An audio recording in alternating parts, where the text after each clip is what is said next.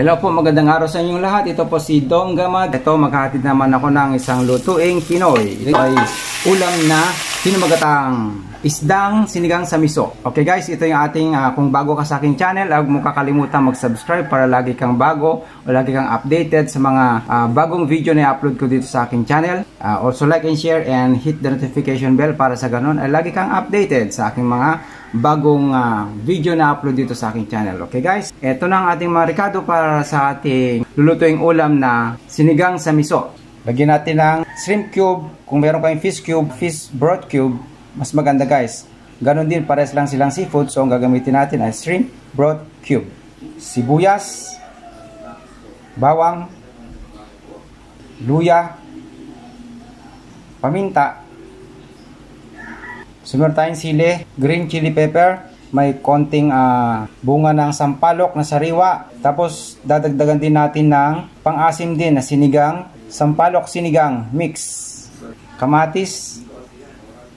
So meron tayong mantika, asin at patis. Mustasa, mustard leaves. At ang ating paboritong isda na bangus. Yan guys, 1 kilo. Gagamitin tayo ng tubig.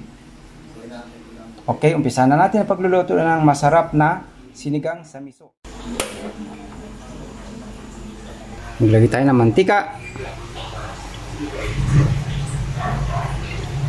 Isa natin luya muna.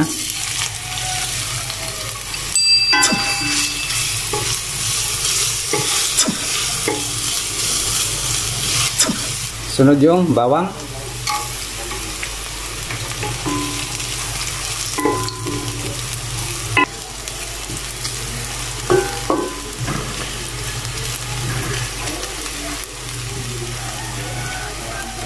Sibuyas.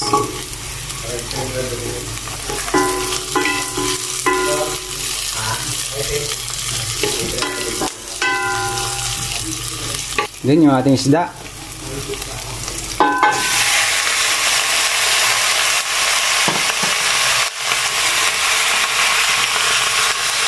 Oh, lala.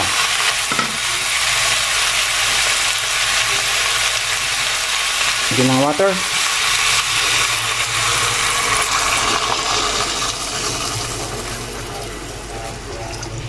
Lagyan na natin yung paminta, yung shrimp broth cube, tomatoes, miso. Lagyan na natin ito, yung sampalok at saka siling haba. Lagyan natin ang patis.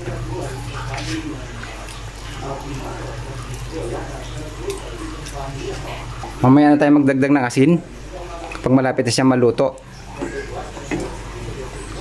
Yan guys, sigurado masarap ito. Alam nyo yung pagsisigang sa miso ay sadyang masarap talaga. Kasi yung miso, yan yung tawag dito. Yung miso ay gawa sa string beans, buto ng string beans. Yung ginagawa rin na taho. Yan. So ngayon, pakukuluan natin hanggang maluto yung ating bangus. Takpan. Balik tayo ulit mamaya. Tingnan natin. Yun siya oh.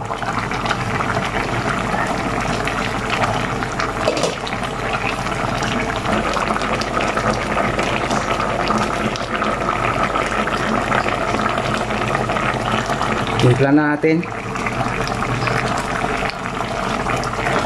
Ilagay ko na ito guys, yung natin, pandagdag natin na sinigang mix powder.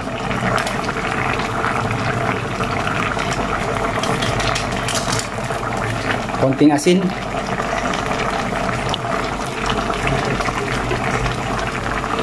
Wow, sarap.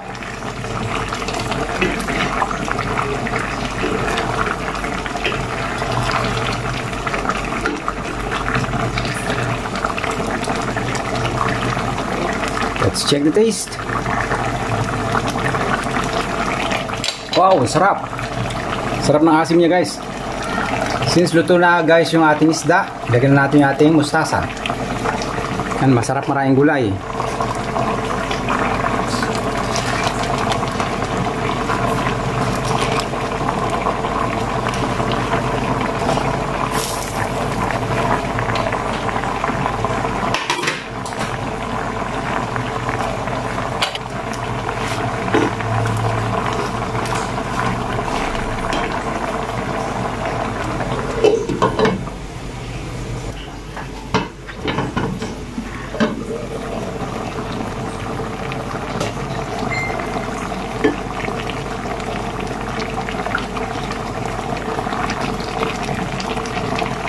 Okay guys, luto na yung ating ulam. So, kainan na.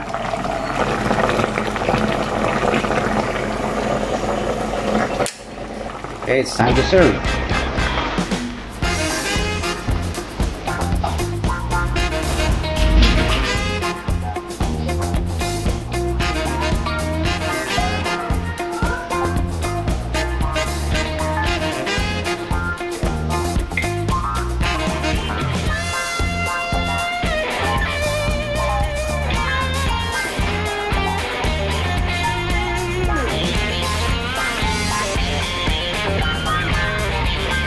Okay guys, ito na yung ating sinigang sa miso. Sana may nahatid na naman ako sa inyong isang lutuin na kung gusto nyo magluto nito guys, all you gonna have to do is panoorin ang buong video para matuto kayo magluto ng sinigang sa miso. Okay guys, hanggang dito na lamang.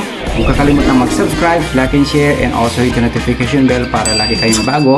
Marireceive yung mga bagong recipe na upload ko dito sa aking channel. Hanggang sa muli, bye bye!